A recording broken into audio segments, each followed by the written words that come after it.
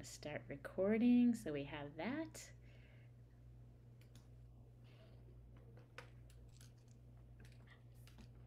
Hi, Tony. Welcome.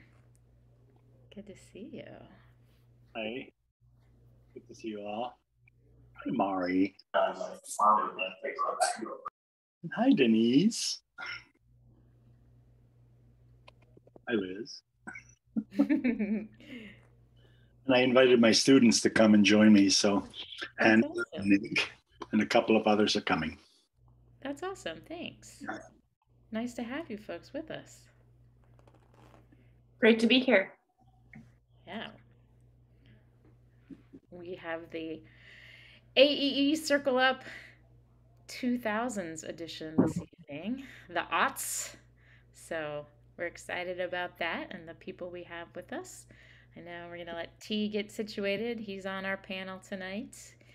And we had a few people who had travel when we started this several months ago. People didn't have their summer travel in place, so some people moved around, and then we had some people jump in, like Laura with us tonight. So thank you, Laura, for doing that. Appreciate it. I'm going to give it one more minute. Let a couple more people in. We did have about 37 people register to be on tonight, so we'll see. It's a good number.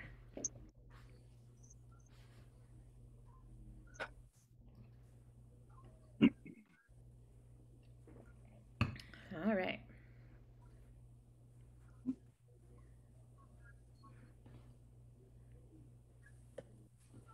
Hello.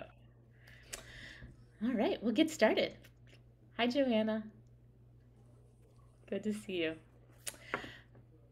Hello, I'm Sherry Bagley. I'm the Executive Director of the Association for Experiential Education. We're excited to have another edition of our Circle Up series to explore our history and talk to some of the people that were present in the different decades.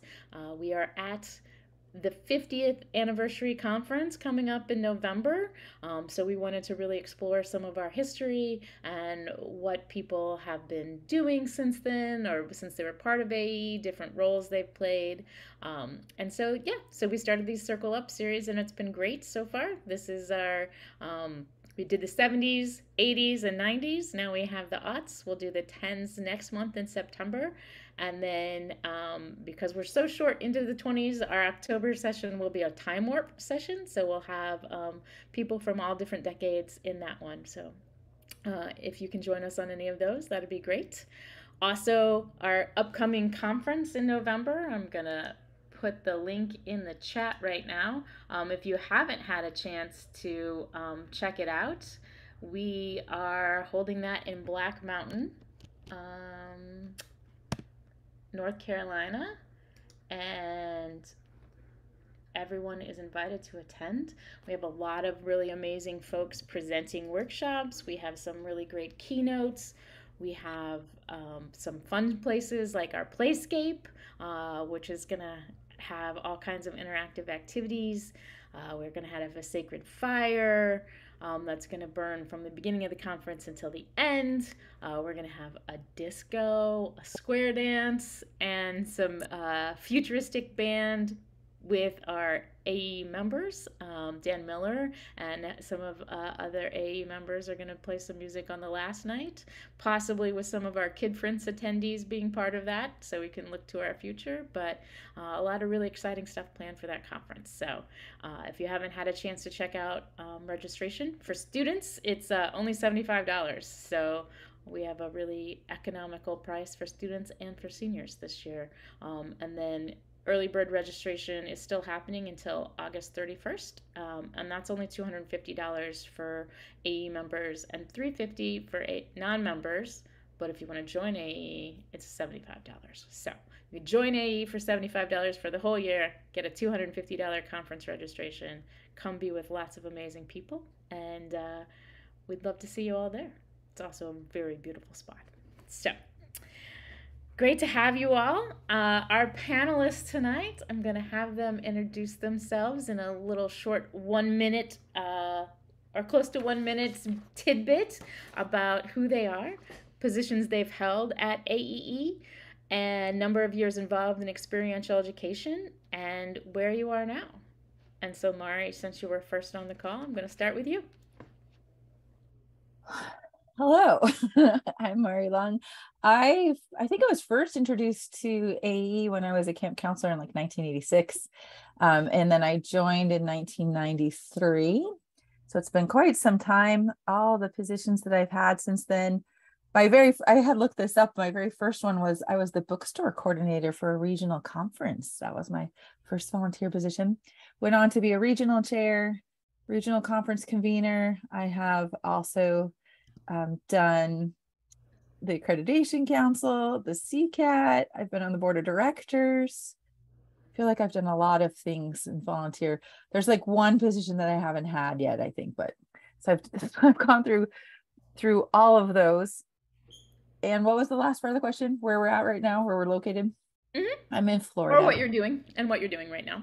And I am running a community-based counseling center and adventure therapy in Florida. And I'm also the director of adventure-based and nature-based counseling programs at Prescott College. Thanks, Mari. Liz, you want to go? Sure. I am, and if I forget a question, just prompt me, but Liz Philman, I teach faculty member at Georgia College and State University in Milledgeville, Georgia. I also run our outdoor center there. And while I have not been continuously here since that time, this is actually where I also started my involvement with AEE, because I was a grad student here back in 2005, where I met Jude Hirsch and Lee Gillis, and that's really my connection and start with AEE. And while I was a grad student, my first real position, if you will, with AEE was that I did a accreditation review with, we actually hosted here at Georgia College a training for the accreditation reviewers, and so I got involved in that way, and then did a review with Deb Sugarman down in Florida. You might be doing their one coming up, Mari. And so that's the two places that I've probably been the most involved. I was on the board of directors in the late, was it 2010, or I guess early 10s. And then I've been working with the Accreditation Council as a reviewer since then. So, and then just committees here and there, awards I've done for a lot of years, but yeah. So. Thanks, Liz. Denise, would you like to introduce yourself? Sure. I have been involved in experiential education as a facilitator since the late 1960s, and starting as a Girl Scout camp counselor. In my early years, I was an instructor for the mainstream organizations and the prerequisite ski bum time in Steamboat Springs. In 1976, I started a program for New Haven, Connecticut, using nearby nature for people from socially and economically disadvantaged backgrounds. And in 77, I started with a few other women an international adventure education and travel program for women and children. I became involved in AEE in 1982, Lake Geneva Conference, and I've held lots of different positions and you know, have been gotten lots out of being part of AEE. And right now I'm in Prescott, Arizona. As of 2 days ago, I'm back from a marathon trip of 2 conferences, had a great time doing that. And I'm Professor Emerita with Prescott College, although I will be working for Mari in about a week, leading an eco-psychology and adventure-based field trip. Thank you, Denise. Laura, would you like to go? Yes, hello. I'm Lara Mendel. I am one of the co-founders and the executive director of the Mosaic Project in Oakland, California. And I first became involved with AEE in around 96. Jen Payne introduced me. We both worked for sister organizations, experiential organizations. I worked for Global Roots, it's called. And so she introduced me, and I think I really had been an experiential educator for 10 years before that. But I had a revelation at my first conference with AE of that, oh, that's what I am. I'm an experiential educator. That's what I've always been. And everything I've done, even if it's been kind of different, has always been about experiential education. So that was this big, like, I found my people, I know who I am kind of moment. But I'd say it was the 2000s that were most influential for me in AEE, because that is when I founded the Mosaic Project. And we'll talk more about that later. We were the Organization of the Year in 2013. That was an absolute honor, and Dr. Nina Roberts presented us, so that feels especially meaningful right now.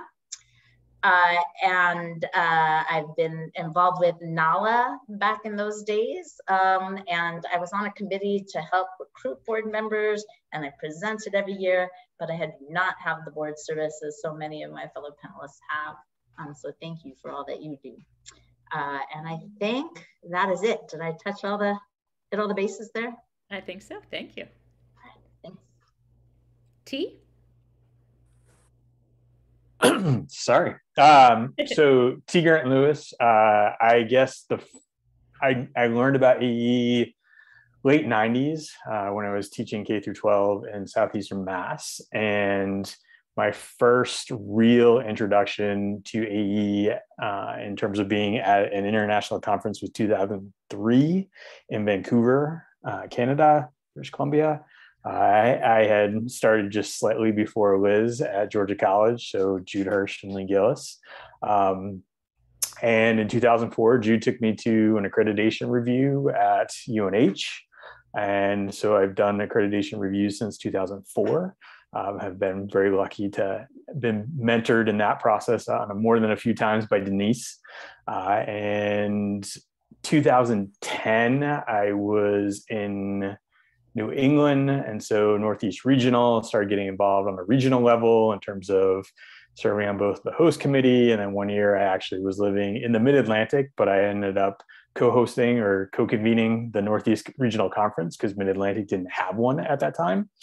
And then from there was out in Utah and was in part of the Rocky Mountain region. It was part of their leadership team and also putting on conferences for a couple of years out there. Then ended up back out east, was in West Virginia, and now I'm actually in Ohio. And I joined the board in 2018 as a member at large, and then 2020 stepped into the role of president, and we'll be wrapping up my term this fall at the conference. And before I turn it off, Tony, just wanted you to see, still there. Was an Activate speaker. I don't remember, the same year as Maury, which was an absolutely amazing experience as well. And so, yeah, that's it. So currently I was K through 12, as I said, and then college, university. And at this point, I'm more or less stay-at-home husband / semi-retired. So T wins the award for being in the most AE regions. Like I think he's hit almost all of them, except Ping, the APAC. We can get T over there in the Asia Pacific region now that we have one over there. Nice to see you, Ping. Well, great. Thank you all so much. I appreciate all your experience and all the knowledge you all have between you all. Our first question for the evening, and anybody can answer, and we can go around or whatever works out best for answering the question. But the first question is, where were you in your experiential education journey during the 2000s, and what was the field like?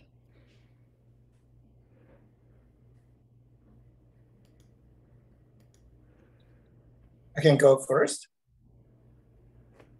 Great. Yeah. Yes. My first one is going to join the Project Venture Workshop in 1997. That's a very first impact for me. That's really feel experiential education is good for all the participants. And so after that, I changed my career to learn about experiential education and to be the consultant in Taiwan. So that's 1997. And get the license from the Project Venture to start open the company, Project Venture Taiwan, in here.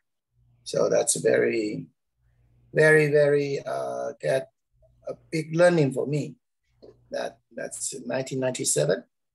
And I would say after that, I went to the AEE conference. That will be 2001, and still very early in the time, and learned a lot, meet a lot of people there. Then open my eyes. Wow, that's a big field. So many experts there, so many scholars in there. So learned a lot from that. Yep, that's my first in 1997. Thank you. Thank you, Ping.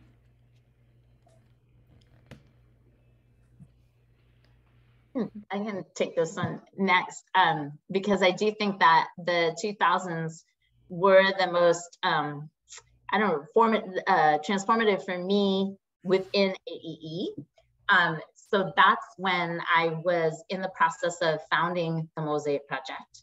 And we had run pilot sessions in 2001, and I had this video that we made of them. The idea of the Mosaic Project is that we are based on the model of the environmental ed outdoor schools, but we focus on diversity education. So the idea is we bring 3 or 4 4th or 5th grade classes together. They come with their teacher and with their class to a camp for a week, and we mix up the biggest race socioeconomic class difference that we possibly can have. So we'll have a lower income school that's mostly homogenous with a more diverse school with a upper income, mostly white school.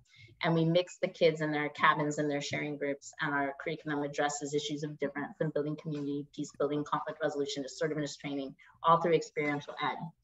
And so we had run our pilot sessions, and I brought the video, and I met through my friend Rebecca Johnston had gone to the NALA. For people, NALA stands for Natives, Africans, Asians, Latinos, and Allies group. And that was a big part of AEE at that time. For me, that was my central home, was the NALA group. And my friend Rebecca had gone to, I think we were in Virginia, and she'd gone to the NALA pre-retreat, which I ended up going to after that. And she was like, you have to meet Kenneth Allied. So some people might remember Kenneth Allied. And I saw Kenneth Allied across the conference hall with a Michelle Cummings buzz ring. And I felt her energy from across the room. And I met Kenneth for the first time. We talked probably just a few minutes. We had lunch together later, 45 minutes. And she looked at me and she said, I know we're going to work together someday. I don't know how, but I know we are. And the next year she was out at our first sessions working with schools. And she came out to do that. And Rebecca did too. And Kaneda still comes out. She's been living in Japan and now New York because her wife is in the military, but she still comes out this many years later and helps us out with the Mosaic Project. So I went to this NALA conference, the pre-conference the next year, and I showed this video. Maybe that was the same year. Sorry about that. Telling a story like my mother now. Was it Monday or was it Tuesday? Anyway, I went to the pre-conference. And I showed this video, and I got so much support from the NALA group around this, from Hendrix Davies, if anybody remembers these people, Kenneth Allied. I mean, I just got so much love and support from Lemoyne, and I ended up going to a lot of the pre-conferences, and they really helped me found this. They helped me believe that I could do this. You know, they believed in what they saw, they believed in my work. And they stayed in touch and they supported, and they still do. I still say what's up to Hendrix on Facebook. That was the Kaneda's running joke there. I had the biggest crush on Hendrix. I had been in a workshop with him where we were talking about what you do if your kids come out during a session, which back then was like this new thing. Now I feel like it happens all the time, but back then it was a thing. And I remember Hendrix saying, we need to water the plants, not drown them. And I just thought he was I still think he's the wisest person ever. And I had the biggest crush on him, even though he was like, I don't know, at least twice my age and openly gay. Didn't matter. And they all made fun of me. And I was like, oh, we all know you have a crush on Hendrix. Like, you know, he talked to me. I was like, anyway, NALA was my home for that time. And it does make me a little sad that it hasn't been, it hasn't had the strength that it did in that time. I feel like the 2000s was when NALA was really, really strong. And we would go to South Dakota and do the retreats there where we would be at the Lakota reservation and work with the community, and that happened regularly. And that was a big part of the AEE for me in the 2000s was NALA, and NALA really helped me start the Mosaic Project. Does that make any sense? Yeah, that was great. Thank you, Laura. That was wonderful. This is a very special time for me within NALA and within AEE.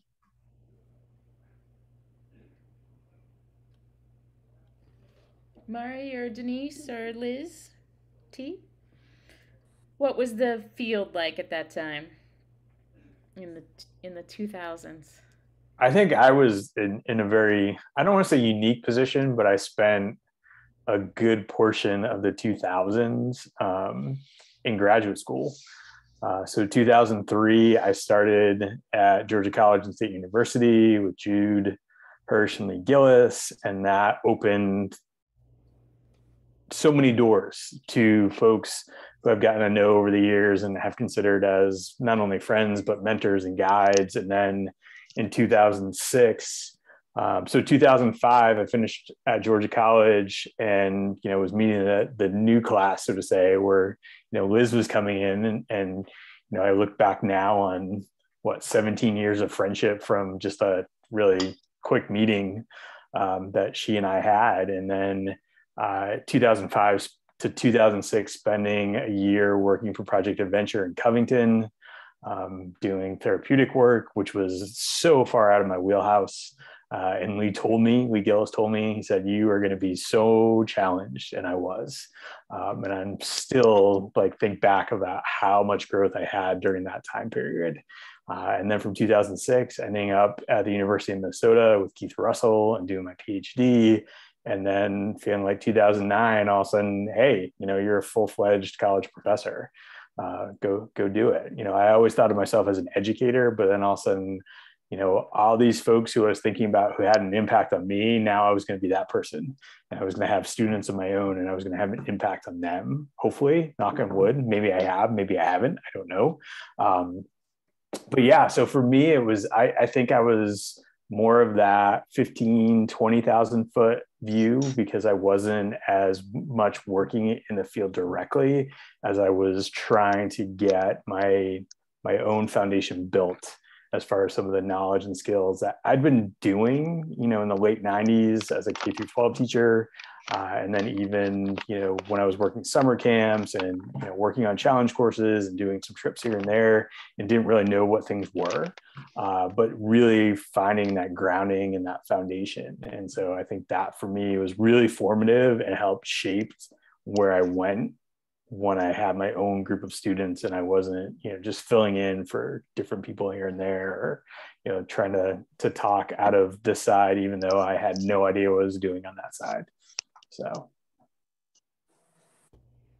I'll jump in there because obviously we had overlapping paths, but also for me, so coming to Georgia College, I was coming from having already worked in some ways in the field, but what AE did for me was legitimize that it was a profession and not, I'd been working at camp doing environmental education and challenge course work, and it was a lot of fun and it was great, but that's what everybody saw it as. I was playing at camp with kids, and so it gave some legitimacy to what I was doing, to have a whole profession behind it.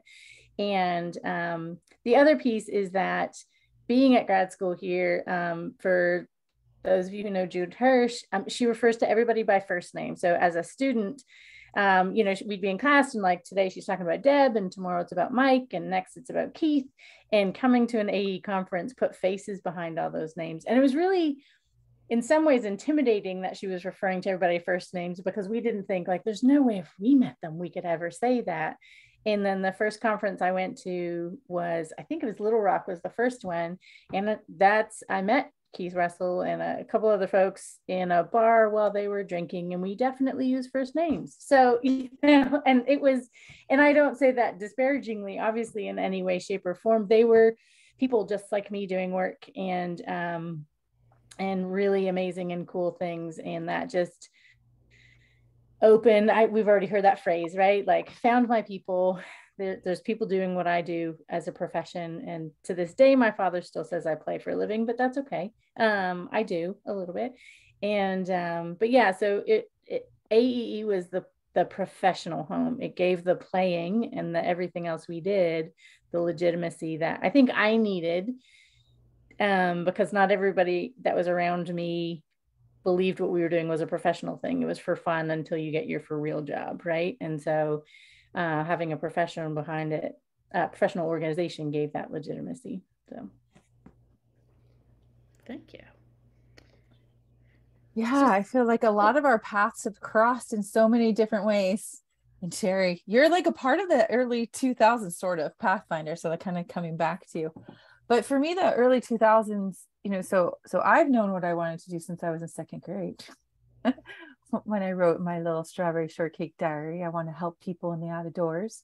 But I went through that camp background in the outdoor recreation, environmental ed piece. And then it was in the early 2000s, well, 1999, so right before the 2000s, that I got my master's degree in counseling and switched over to adventure therapy. So in all those early 2000s, I was moving from that education environmental piece to the more therapy world. So when you're asking like what was happening in the world for me, when I'm thinking about the experiential education world, it was becoming a lot more intentional, at least in the places where I was coming at, about how we are with each other, not just like, did you learn these skills? And I really appreciated that different sense of community. And then that really sucked me into AE. So I'm not even sure how I got on the board. I mean, I know like the voting process, but I think Lori Frank reached out to me and was trying to convince me. And then so I finally said, yes, I would try. And then I was on the board with Steve Pace was the board president. And then he's the one who got me into Prescott. So I never meant to like become a professor, but he's like, hey, will you teach this one class? And now I like direct an entire program there. So it really, really shifted my whole career in that trajectory of where I was going. Denise, I feel like that was the first time that I really sat and talked down with you at the board meeting. And I loved that, like for me, the early 2000s shifted it from like who I am as a practitioner to this bigger systems piece and seeing how all these places and people interacted with each other. So I feel like the early 2000s were a big change, both in the field, but also for me professionally, that I still feel the impact of so many years later. Thanks, Mari. So a few of the things that I have in our history timeline for that time frame, the 2000s, was that the board adopted the Carver governance model. There was some restructuring of the board. We held our 30th annual conference in 2002 and started the Symposium on Experiential Education Research, SEER, at that conference. We had CORE, which was the Council on Research and Evaluation, and OFA, Old Folks and Allies Affiliation Group, was created in 2006.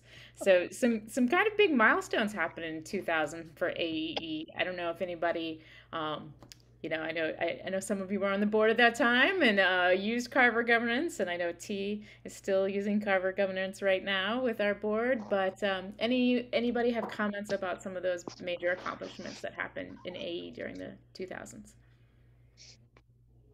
I was on the board. Oh, go ahead. No, go ahead. I just wanted to make a quick comment, Denise, just that in early 2000, TAPG sponsored Fire Day in Arizona, which was probably one of the highlights of my AE career over the course of 30 or so years. Anyway, back to you, Denise. Well, now, Tony, you have to explain what Fire Day is, because that's could go a lot of different ways. And I on that believe one. that we did this with without permission. Like we asked afterwards, oh, that's not fire walking's not included in our insurance. What? Glass walking? We can't do that. We already did do it.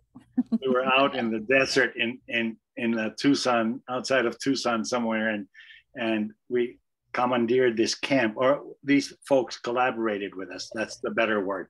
And TAPG had an all-day event. We had members from Hawaii come and dig out a hole and cook, turkeys and pork and things in an emu, an underground sort of stove. And then somebody came with a teepee and created a nice sauna. And then we had rocks out there that we circled around and chanted, and then walked across in the embers. We had Mark Ames was doing group juggle with embers, charcoal embers. It was no accidents, zero accidents. Everybody was safe. But it was an incredible, I don't know, 130 people maybe, Mari, I don't remember. But anyway. It was one of our biggest ones for sure. It was a pre-conference, and we had members, all sorts of members coming in. Alaska folks brought in salmon and whitefish and stuff, and somebody else came in with some wilderness skills and showed us bow drill stuff. And anyway, it was an amazing, amazing experience. And then after the fact, we learned that the board was not happy with some of the things that we had gone ahead to do without permission. So, but anyway, that was a long time ago. Thank you for sharing. Denise? I still ascribe to the ask permission afterwards piece. So the 2000s for me, I was in the middle of being a mother, and I loved it. Often Lauren came with me to conferences, and people were helpful. It was before we thought about as much, having kids activities. Though when Lauren was not very old, Lauren kept coming to workshops and was like, "Mommy, look what I learned about pulleys on this workshop to help put wheelchairs up in ropes courses." It was great. And in 2000, I was part of the regional conference in Georgia. I always love the Southeast conferences because people are just so wonderful at all the regions. And that was where I started being a little more critical about some things, because I was getting more understanding of what was happening in mainstream, different from what was happening in some of the programs that I was working in that weren't mainstream. I gave a workshop there on I may be teaching content, but my clients are learning process. And it was also when I was doing research about ethics, and sorted out that for outdoor leaders, and I had some wonderful 100 of outdoor leaders that were part of my research, that showed that the more we identify as creating a service or offering a service, the more we use ethic of care and are more inclusive. And other research has corroborated this too. In addition, we have to be careful, because sometimes the more we identify as being a professional, the less we use the ethic of care and the less we are inclusive. It's about identity though. That's what it really is, not so much the words. During that time, I worked for the Center for Spirituality and Healing, which was part of the University of Minnesota Medical Center, doing research about nature and healing. And, was really super into that, got into body image, and did an important keynote that a lot of the adventure folks from the US actually were at, talking about adventure therapy as complementary medicine. And that was the time that Sandy and Scott did their book too, which is still, as they say in the industry, has legs, meaning it's still very, very useful to read now, as many of the proceedings are from the International Adventure Therapy Conferences too.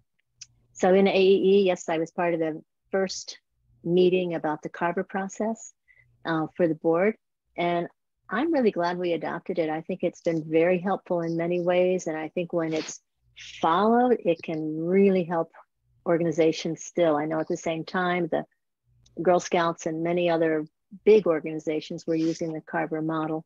So I was definitely a proponent. So anyway. that's probably enough.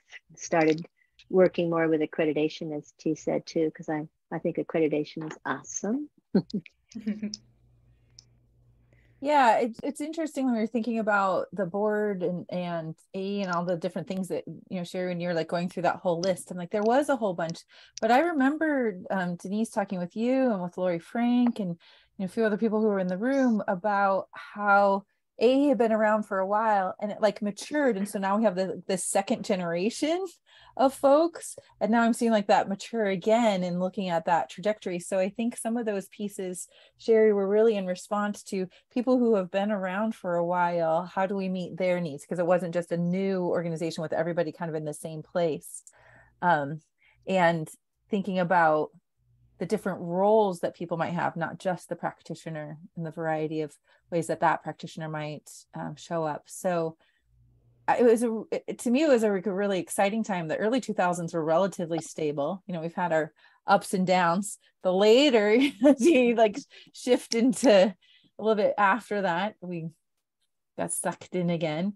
I love the Carver model. I wasn't there for the very beginning, but almost.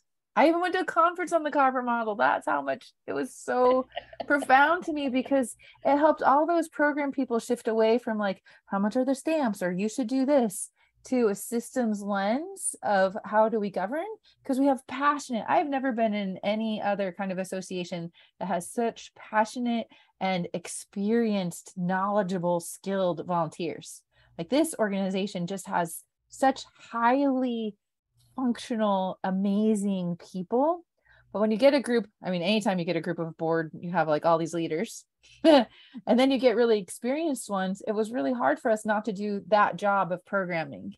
And the Carver model allowed a whole bunch of programmers to shift to governance. And I appreciated the process that the folks right before me went through to say like, what kind of that needs assessment and what do we meet? And I think that's really what stands out for me in that period, is that there was this constant like needs assessment. How do we address that? Needs assessment. How do we address that for those current needs during a big growth period? And I think that growth too, to combine with what Maury was saying, is I think about where those first conferences that I went to and the interaction I had, there was this AE staff that was really big. And now all of a sudden here we are, in the 2022 with a staff of 2.5, and showing how much, exactly what Maury said, that there are people who are willing to volunteer, whether it's at a regional level or the international level, to help move things forward. And that, in this case, to me, less is more. And so, Sherry knows, and sometimes I think she wishes I wouldn't do it, but, of how much Sherry has been able to do in the last couple of years. And so I know that's 2000, late 2010s to 20 where we are now, but just to think how, as an association, AEE has really streamlined itself. And then at the same point, even in streamlining, has become more visible. And I say more visible in thinking about how, for me, there was really this feel when I got to AE about outdoor education. And now I feel as if outdoor education is just one part of the pot, and that there are so many other people who are sitting at the table from different lenses within this experiential world. And that we've been, as an association and as practitioners and as educators, we've been really intentional about inviting people to that table.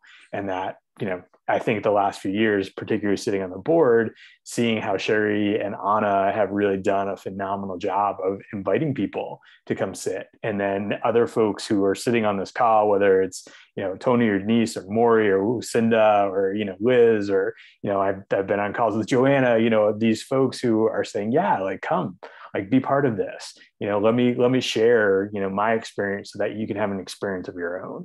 So. Thank you, T.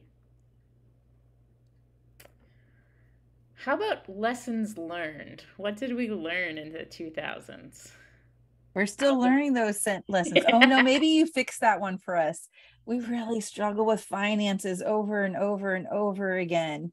And my hope is just that we are such caring, compassionate, and generous people that we think that much bigger things are going to happen, so like a room full of optimists, but we're not very pragmatic sometimes. I don't know that. I wish that we had figured that out. It does feel like a lesson that we've learned over and over again. And some of the lessons about social justice, to me, it just feels like we keep reliving some of those. There's big social justice issues in the early 2000s. There's big social justice issues now, and we still haven't quite, like, we have positive intentions, right? But we haven't quite figured out how to navigate that in a way that realistically is inclusive or just or fair. I was just going to Good add. observation, Mari. I did a short stint in the 2000s as CEO or executive director, whichever title, people chose to do. And that was a huge growth period. And I used to tell people that I had 6, staff members, and the rest of it was all done by volunteers. And that's at the same time too that we updated the logo, because the other one was a little bit archaic at that time, and tried to incorporate, some of the values and things that everyone had. And so it's been really fun to see the evolution of all of this. I know Maury was on the board when I was doing the CEO thing. And, we had some great people involved and managed to get through that financial thing pretty well. It was, I lost a few people in there, and I learned how to do budgets pretty well after that. But it's been interesting to see, and it's good to see a lot of the young new faces. It really is. So I'm happy to see that. You reminded me of like some of the things that I think they've changed. Do you remember all those binders? You would show up at the meetings and we'd have like binder after binder after binder of stuff. And now It's all electronic, but I'm like, you can't even carry all the things to the meetings. There's so many binders. That's right. That's why I had to pack warm things for you when we went north to Wisconsin, because you didn't have any room in your luggage. And Mari was one of those people that, she likes to have the heat smack her in the face when she walks out the door. So she nearly froze to death in Wisconsin. During the 2000, I remember, I don't know, is there anyone remember what is the year the AEE changed the name to International Conference? Because 2000, I believe 2003 or 4, is still called National Conference. But a lot of people came from Asia, came from Europe. So that year, 2006 or 2005, that year changed the name, called AEE International Conference. Yeah, I think that was that time frame. Yeah. I think that was a very important thing, because it really was able to be more inclusive, since a lot of people internationally, and especially some of the Asian people you're talking about, could come if it wasn't called an international conference. It was such a simple name change that made it more. That was a good thing. Really good.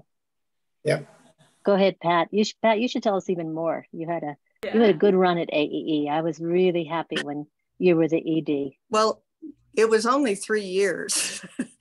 And, I had, as many other people did, the camping background. And then I decided I knew how to summer camp, so maybe I'll winter camp. And so I did Outward Bound. And then, that led to, Mankato and the experiential ed degree.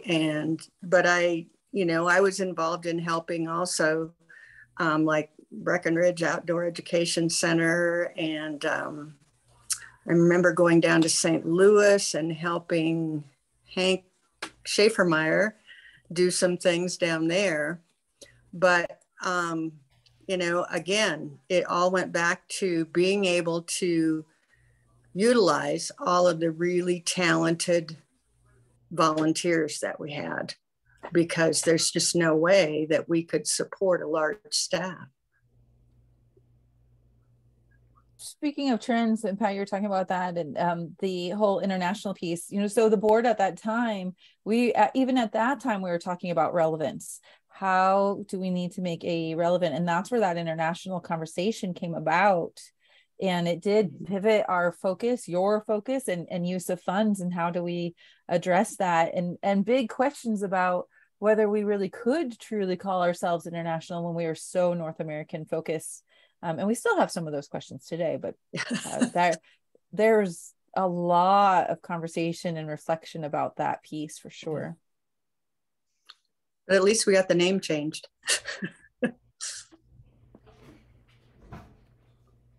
I think it was in the early 2000s, I started working in Hawaii, and then I moved there, and then spent some more time traveling back and forth to my home country in the Philippines, and also to Taiwan and Hong Kong and Shanghai and other places in Asia. And there was that change in the name, but for me, at least, being in those countries and sort of bringing, you know, our way of thinking about EE and really seeing the dissonance, like looking at it and going, wow, we're really Western. You know, the way we're doing this is Western, and we can change our name. But if we invite people to the conference and we continue to act as if people are coming from a Western perspective, it's going to be a problem. And so, at least in my experience in the circles that I was part of in the AE community, I felt like the 2000s were the time when we really struggled with inclusion. We really struggled with, yeah, let's call ourselves this, but does that really change our patterns? That are we looking at the language that we use? Are we looking at, even like in my practice where I use, you know, 7 values, right? That's been the sort of the grounding of the adventure model that Mari and I and a bunch of us function from. Really struggling with, are those values of safety and challenge, or risk and challenge, and do those run the gamut wherever you are in the world, and really thinking about those kinds of things. And of course, I don't remember exactly when it was, Denise, that you really just stepped up with the whole notion of risk and challenge and stuff that really made an amazing change in the way we perceive adventure work. So, but anyway, to me, that change happened in the 2000s. Thank you, Tony. For me, we also started, since you brought up Denise, I'm staring right at her. We also started thinking about risk in a different way. I feel like, Denise, that was the first time that I had a conversation about you, about how intentionally creating risk might re-traumatize people, and you know, thinking about whether that was a necessary part. So, Tony, to your point, that's not like, risk is not in our 7 beliefs. Challenge, engagement is, but not Right. necessarily risk. So that was a change. Awesome. Thank you. Next question. We ready to move on? What were some of the hopes for experiential education during that time and for AE, and what have you seen come to fruition? Kind of touched on those things a little bit already, but some of the things, you know, some of the hopes we were thinking about for experiential education at that time, for AE, what were the hopes for AE, and then what have you seen come to fruition? One of the things that I was thinking about listening to everybody for the last little bit was, and my engagement really was the very end of the 2000s and into the 10s, but I remember the conversations about, you know, as somebody who's just coming in, how intentional the conversations were about who are we and what does it mean to be who we are? You know, everything from the comical joke of we're the Association for Everyone and Everything, right? AEE, to and who do we want to be? And I think one of the pieces for me in terms of being part of hearing, seeing those conversations and knowing that we're still having them today is not entirely bad. What I appreciate about it is that we're always willing to keep tackling it, right? That we didn't get to a place of like, here's who we are, stop, full stop, that's who we're going to be for forever. Because there's a recognition that we are evolving, who we are may evolve in some way, shape, or form, and hopefully always does as we learn new things and we're putting into practice our experiential learning that we're doing. So, so I think, have we moved forward since there? Yes. Have we got to the end place? No, but you know, a better place, hopefully. And I don't know if there really is an end place, but just we keep asking the questions, and we won't get it right every single time, but we can continue to keep asking. That is one of the things I appreciate the most. I was going to say, from my standpoint, there's a bit of, you know, thinking about something Liz said earlier, and experiencing myself, is the idea of legitimacy, where when I first learned about AEE, again, you know, late 90s, and in Massachusetts, where, you know, Project Adventure, which, you know, so many people know, started, I couldn't get support to be able to attend conferences as a K through 12 teacher. Despite trying to utilize things that you know, articles and books, and bringing those forward to superintendents and principals, and I just couldn't get that support. And now when I think about how I've seen it shift, and because of AEE and the presence that we have, and the creation of our values and our mission and our goals, and actually, you know, this wider net of folks who have come together, you know, being able to support a wide variety of individuals across, you know, the experiential landscape, and helping them to find their community and to be supports and resources for so many people, so that, you know, going to conferences, and it's, you know, folks who are like, yeah, I'm coming from, you know, museum education, or I'm coming from equine therapy, or I'm coming from K through 12 teaching, and, you know, they have support for what they're doing, and we're able to provide support for them in so many different ways. And I think that for me has been refreshing, because I know how frustrating it was as a K through 12 teacher wanting to go someplace to learn more, and I just couldn't get there. I just didn't have the resources, and I didn't have the support. And now I feel that we've been able to create some of that for folks, as well as spaces where people can come together. And we've been able, again, you know, thinking about some of the volunteers, but then also thinking about how Sherry and Anna have been able to utilize resources that are available to us, and to create space for people to come together, such as this. So.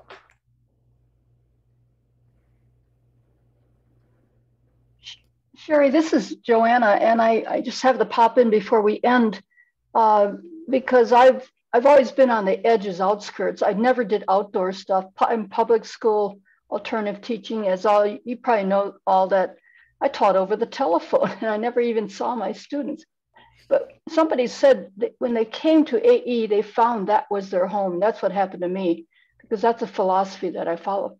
But I just want to throw in, I've evolved quite a bit. And I just want to say, I'm going to see Lori Frank at the end of this month, because she is presenting at the conference for co-housing. I live in co-housing, and I thought, I mean, it's where you're working with people. And I was so excited. I was looking at all the schedule, and I said, oh my gosh, Lori Frank is presenting. And then I'm going to end up presenting. I'll be on a panel for senior co-housing. But it's quite a journey. I think people talked about how experiential education is really quite broad. When you talk about T, you talked about I forgot his name, but Ping, I think, was talking about, you know, going all over. Also, the person from Hawaii, I know Hawaii quite well. I also lived in Malaysia. I've been to the Outward Bound Center in Singapore. I went there in 2001 just for a visit, but I love that we are international and that we are so broad. My role was more in, I was involved in schools and colleges. And so, but now I don't see it that much. It's always, AE has always been outdoors. So I love the outdoors, but I just want to say that can't wait to tell Lori Frank about, seeing all of you. Thank you.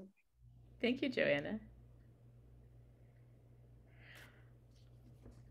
In our last few minutes, I just wanted to open it up and see if anybody had questions for our panelists or just questions in general that we could answer. If there's any specific things you'd like to hear from our panelists, you have them on the hot seat. Yeah, Sherry, can I talking about the 2000 that time? Mm-hmm. I will say Awabang, Malaysia, they start Awabang 1945. Singapore, they start Awabang 1976, 7. Hong Kong start Awabang 1971. But in China and Taiwan, we don't know what is Awabang in that time until 1997. 1997, Project Venture going to Taiwan, and Project Venture, we bring the adventure education going to China. That's a really open our eyes about experiential education in that time. So 1997 to 2003 or 4, 5 years that after 1997, that's a really open the experiential education in these two countries, Taiwan and China, big China. So that's very different. That's very different.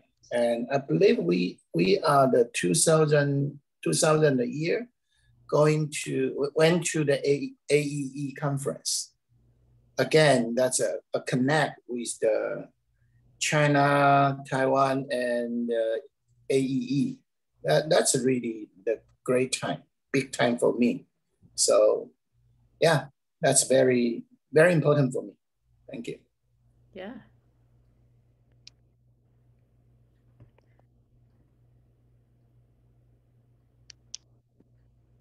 Other thoughts or questions?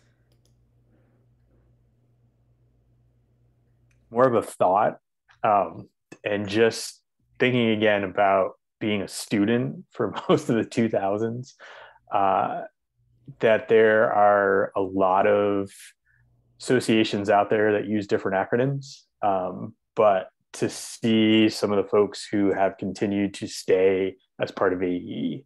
And so I think there's something to be said about the staying power of this as an association, where yes, some of those other acronym related associations have not maybe been around as long, but people seem to keep coming back. And I know for myself, having gone to a number of those, it just never felt like home. It just never, there was community, but not my community. And what I think has been fantastic is that community just continues to grow. And that I think we really do walk the walk, not just talk the talk, in terms of that intentionality and being diverse and being, accepting and welcoming, and really, again, we have our struggles as anywhere does, but I still think, that there's a great mix here that people are invested in. So.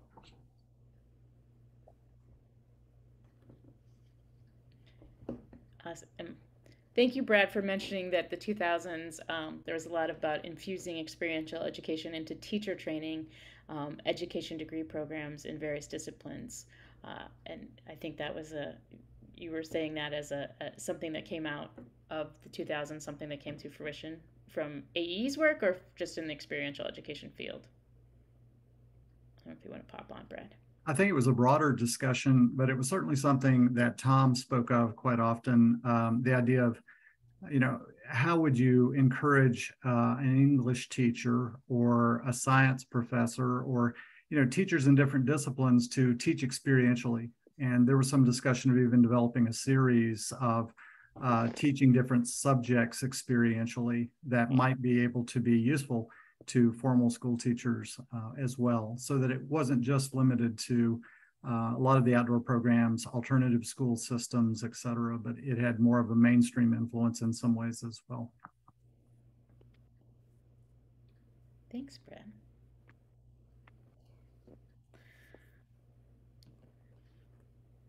Well, thank you all so much. It's 8:02. This has been a lovely evening of conversation. I really appreciate the panelists taking their time and everybody else coming on and listening. Again, we'll have the 2010s next month, September, and then our Time Warp in October for our last Circle Up series before our 50th conference. We'd be happy to continue these conversations at the conference. We're going to have a lot of space for that. We're going to have a whole visioning that Michelle Cummings is going to lead on our last day. So where's AE going to go in the next 50 years? So we're excited about all the things happening at the conference, and we'd love to see everyone there. And thank you again, and have a good evening. Thank you. Bye, everyone. Everybody. Thanks so much. Good to see you all. Bye-bye. Good to see you again, Tony. Oh, he's gone already. Thank you so much, Laura, for jumping in tonight. I appreciate it. Tony, I just want to say one more thing. You look exactly the same as I remembered you, and that's why it's very weird to think that that was like friggin' 15 years or more ago that we met for the first time. Yeah, you look exactly the same. Yeah. Well, thank you. Bye-bye. Bye-bye. Good to see you all. Have a good night wherever you are. Take care. Bye-bye. Yeah. Nice to see you, Tony. Bye.